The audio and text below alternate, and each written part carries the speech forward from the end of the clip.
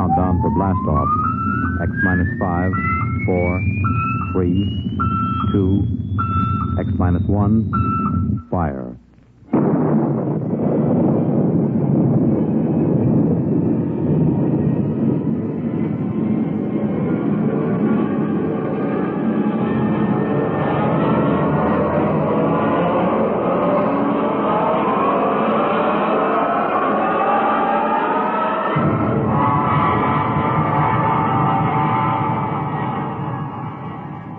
From the far horizons of the unknown come transcribed tales of new dimensions in time and space. These are stories of the future, adventures in which you'll live in a million could-be years on 1,000 maybe worlds. The National Broadcasting Company, in cooperation with Street and Smith, publishers of astounding science fiction, presents X minus 1.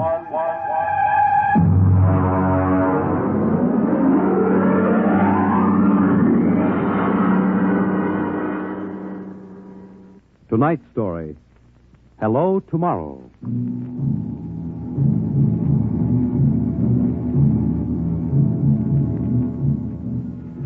After the third atomic war, when the Earth was a mass of red radioactive dust, a handful of men and women went deep underground in the struggle for survival.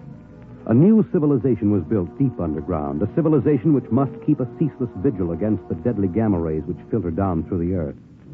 A civilization where the prime consideration is the genetic survival of the race. It is to this civilization in the year of our Lord, 4195, that we take you now.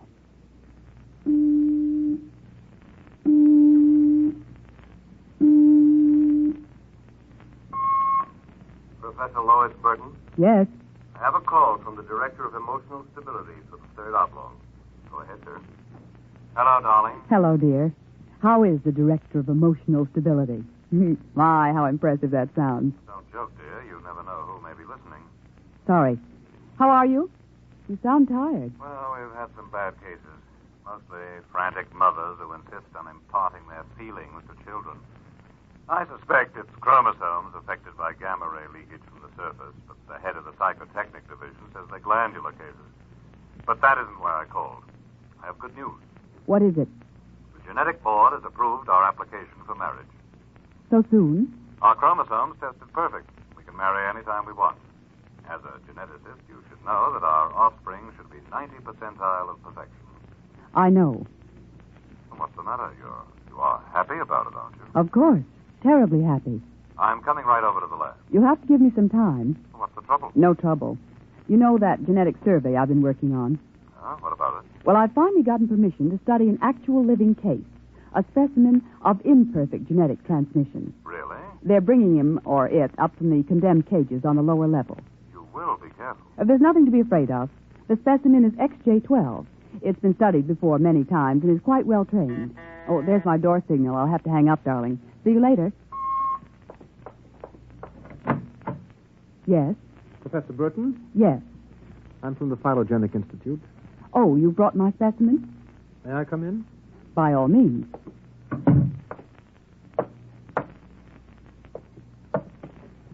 Oh, how... Horrible? It all depends on your viewpoint. I happen to have a twisted leg. My parents were genetically unsound. But then you... Yes, I am specimen XJ12. I see. I hope you aren't shocked. No stable person permits feelings to enter into his work. I will admit to surprise. I was expecting something a little more abnormal. Well, I try to be as abnormal as possible. It pays off.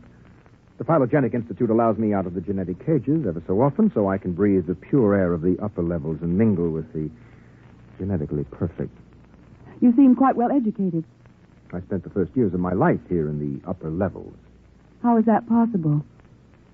As a small child, my mother concealed me from the director of heredity. My mother actually, dreadful word, loved me. That would explain your obviously low threshold of emotional control. If you choose to call it that.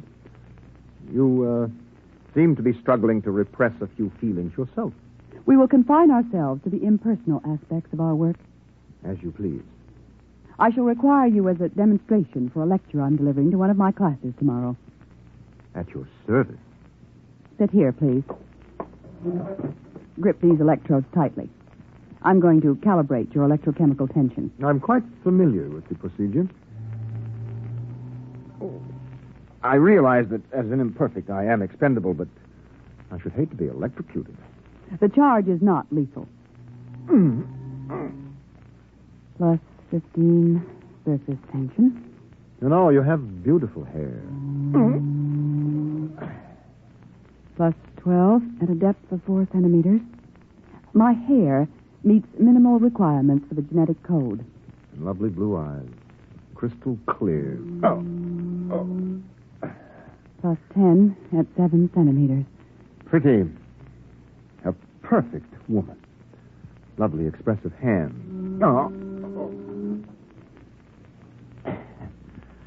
And a heart of stone. Like all the rest of you perfect survival types. Shut up. Oh, could it be you do have feelings? I seem to sense an air of emotional tension. It's nothing, dear. This is a specimen. You, specimen. Tell this dolt who I am, Lois.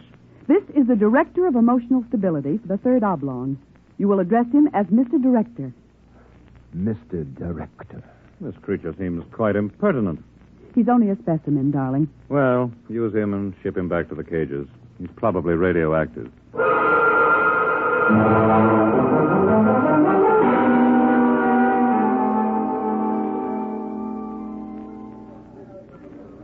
Attention, attention. The next demonstration will be conducted by Professor Lois Burton of the Institute of Genetics. Her topic, the probability of radioactive damage in the chromosome heredity of imperfect non-survival types. Professor Burton. As you know, most imperfects are destroyed at birth. However, those who, for one reason or another, manage to survive are segregated in cages on a lower level for study purposes. The specimen we have today has been trained to tell in his own words about the factors in his upbringing. You will have to forgive his immature emotional control factor. He is, as you can see, quite different.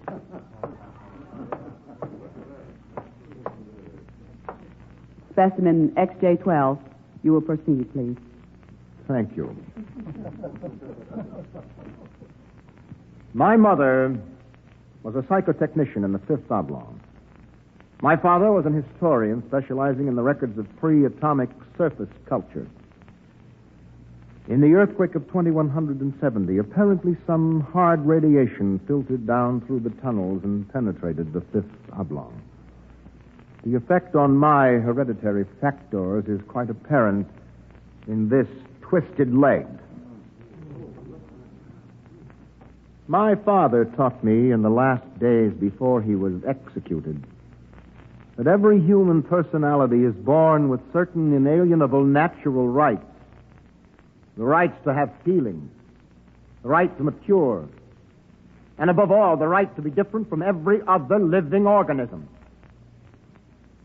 Because it cannot be otherwise, I submit to you, distinguished students, that the attempt by this society to abridge these rights is a violation of nature. I submit that the imperfects, the mutants, those who are different, have as much right to exist and be free as you. And I say, break open the cages. Stop him! Give us back the right to be individuals. Stop him! Oh! Perhaps that will teach you. Professor Burton, take this specimen back to your laboratory and confine him.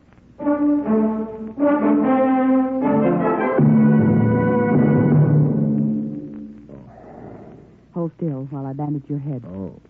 You'll be all right. I suppose you detest me for getting you into trouble. I don't detest you. What? I don't know why, but as you spoke, something began to stir in me. Tell me what you feel. If I moved you, then I must have moved the others, some of them at least. For some reason, I took pride in what you were doing, seeing you stand up against them. Why do you look at me like that? I can't help it. I wish you wouldn't. You're only an imperfect, you know. Please, My name is Oren. Please. Say it. Oren. Oren. Again. Oren. Lois. Oren. Lois. How touching. Walter. I've been listening for some time. Walter, how could you? In my capacity as Director of Emotional Stability, it is my duty. What are you going to do? Specimen XJ12 will be disposed of quite systematically by the state. For the good of the state, for the good of the genetic code, and in the name of emotional stability.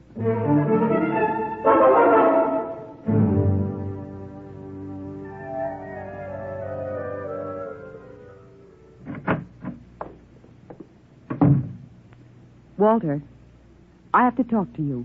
Go right ahead. Walter, you mustn't destroy him. The specimen? Why not? He's emotionally unstable. You have to expect irrational behavior. Aren't you forgetting something, my dear? That you were responding in much the same manner? Or had you forgotten? You see, I'm having him liquidated for your sake. He has an upsetting effect on you. Then send him back to the cages. But don't kill him. You speak of destroying an inferior creature as if it was something unethical. Walter, please, for my sake. I understand that you have entered a plea for postponement of marriage at the Records Bureau. Yes. I was too upset to go through with it. It came as a great disappointment to me. I'm sorry. I was hoping that, linked to a stable personality such as mine, you might settle down. If you were married to me, I might even be persuaded to send him back to the cages instead of having him destroyed. Think it over. If I refuse? The choice is yours. Well, my dear? Perhaps you're right. I am. I suppose I ought to be rational about this. After all, he's an imperfect. I'm glad you've come to your senses. When can we be married? Tomorrow, if you like. The sooner the better.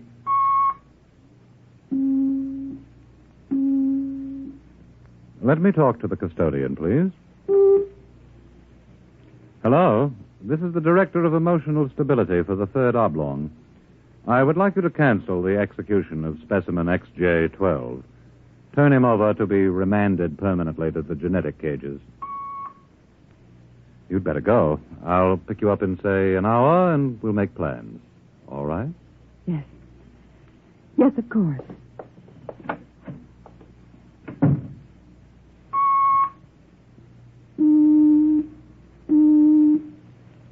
Hello. This is the Director of Emotional Stability again. I want you to cancel that last order. Proceed with the execution, but under conditions of absolute secrecy. No, don't use the lethal chamber. Take him through the upper level to the tunnels. Yes, I'll issue a pass for the radiation checkpoint.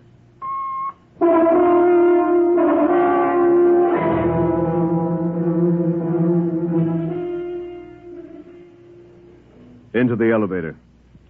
Very well.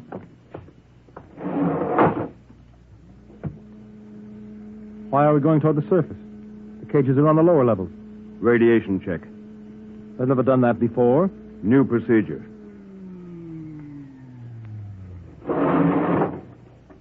Walk. Halt. You can't go beyond this point. There is radioactivity in the tunnels. I have a pass from the Director of Emotional Stability for the Third Oblong. Special mission. I'll open the airlock. March inside.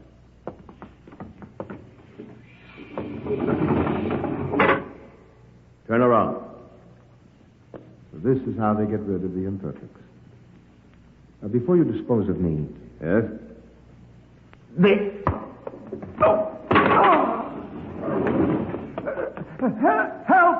Security! Security! What is it? What's happened? The prisoner struck me. He escaped into the tunnels. He won't last long. Can you go after him? I could send a robot, but it isn't worth the trouble. There's no way back from the tunnels except through here. The only other direction he can go is toward the surface. And the closer he gets, the hotter the radiation. Oh. I think you can consider your prisoner officially dead.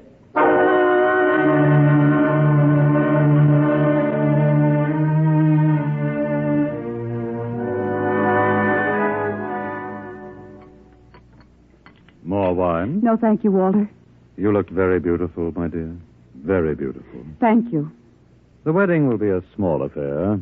The director of endocrine control, the chief of the security guard. Walter, Yes? was he returned to the cages? Oh, now, why must you spoil it? Was he, Walter? Well, as a matter of fact, there was a little difficulty. Difficulty? Yes, you see, XJ-12 escaped. How? Where? He struck a guard and ran off into the tunnels. The tunnels. But that's sure death. He's free to return any time he chooses. Now, don't become upset, darling. You planned it, didn't you, Walter? Stability, darling, stability. Stability. Here's what I think of stability.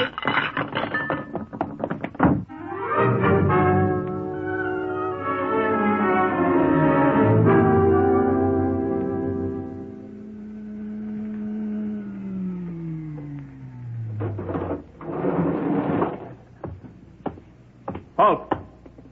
State your business. I'm Professor Burton of the Genetic Institute. You can't go into the tunnels, Professor. You'll have to let me by. I'm the fiancée of the Director of Emotional Stability. Oh. I suppose you're after the one who escaped? Yes, He's quite dangerous, I understand. I'm well armed. Wouldn't it be better to send a robot? I'm quite capable of handling him. He was my subject. All right, miss. It's your risk.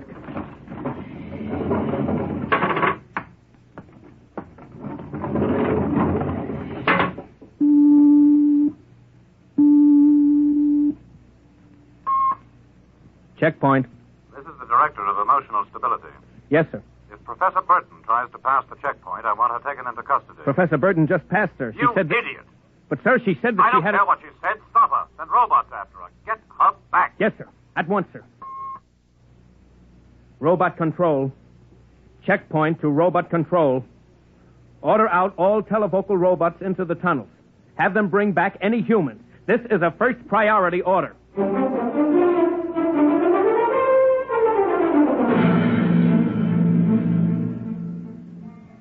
Oren! Oren! Oren! Oren! Oren! Oren! Oren, where are you? Oren. Hello? Oren! It's Lois. This way. Behind the rock. Over here. Oh, darling, darling. Lois. Lois, why did you come here? It's suicide. I had to. Oh, darling, are you all right? So far. You've got to turn back. Give yourself up. They'll kill You me. can't stay here. The radiation is +4 at this point. It gets worse as you approach the surface. Lois, darling, go back. What will you do? I'm going ahead. But you can. I can. I'm going to the surface. It's certain death. Not even the robots can survive it. Well, at least I'll be the first human in 1,100 years to see what the surface of the Earth looks like. Come back with me. No, Lois. Then I'm going with you. Lois. Don't try to stop me, darling. There's nothing to go back to now. Nothing but Walter and emotional stability. You really want to come with me? Yes. You know what it means. I don't care. My mother used to believe there was a life after death. A place called heaven. We'll believe it, too. Oh, no, Lois, I can't let you go. Oren, I love you. See? I know how to say it now. Say it again. Oren, I love you. What is that? It sounds like... Oren, it's a robot patrol. They're looking for us. All right, come on. This way.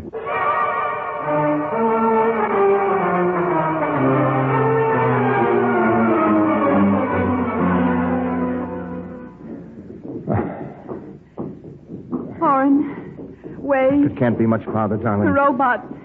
They're coming. I can see their lights now. Listen, they've stopped. The lights are swinging round. Oren, they see us. Come on. Look, Lois, look ahead. You can see the lights reflecting from something. It looks like a lead door. Come on through.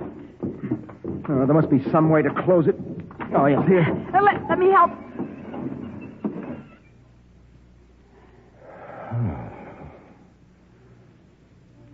Well, they won't get through that. It's solid lead.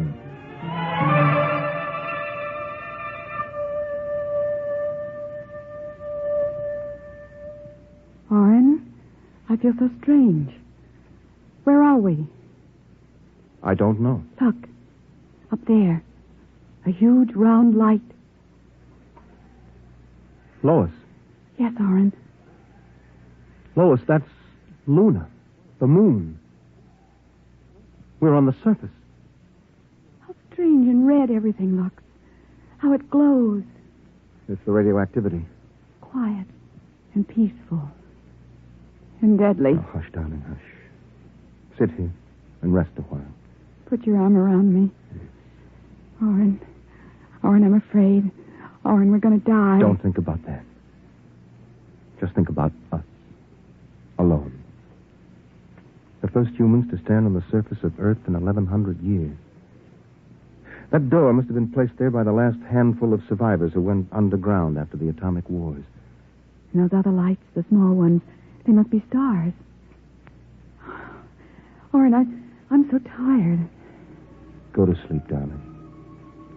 Put your head on my shoulder and sleep. Hold me, Oren.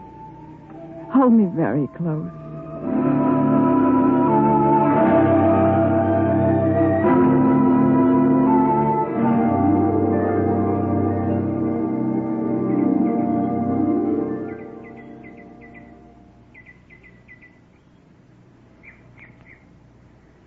Oren. Hmm? Oren, wake up. Hmm? What? Look, it's light. The whole universe is light. Oh, Oren, how beautiful. Look. This must be the heaven my mother talked about. See the plants? All green and fresh. And the birds. How strange they look. Lois, this isn't heaven. But we must be dead, Oren. We should be dead. The radiation. By all the laws of nature, yes. By Yet... all the laws of nature. Oren. Oren, we're not dead. This is Earth. And we're alive. We're not going to die. But, Lois, the radiation, it's present. You can see its effect. Oren, did you ever hear of geotropism? I'm not a geneticist. There is a natural law of adaptation by which an organism will try to adjust itself to its environment by changing. It's called geotropism, don't you see? No. All these generations we've been bombarded by radiation filtering down through the Earth. Each successive generation must have inherited some degree of immunity. But... Oren, it can't hurt us. Don't you see? We're immune. We're probably the first generation to inherit sufficient immunity. But, darling, if that's true, then we can transmit that immunity. We can pass it along to our children. And they to their children. Come on. We'll have to find food and water. The practical wife. Wait a minute. What are you doing with that rock? I want to scratch something on the outside of this lead door. Lois and Oren. 4195 A.D. Hello, tomorrow.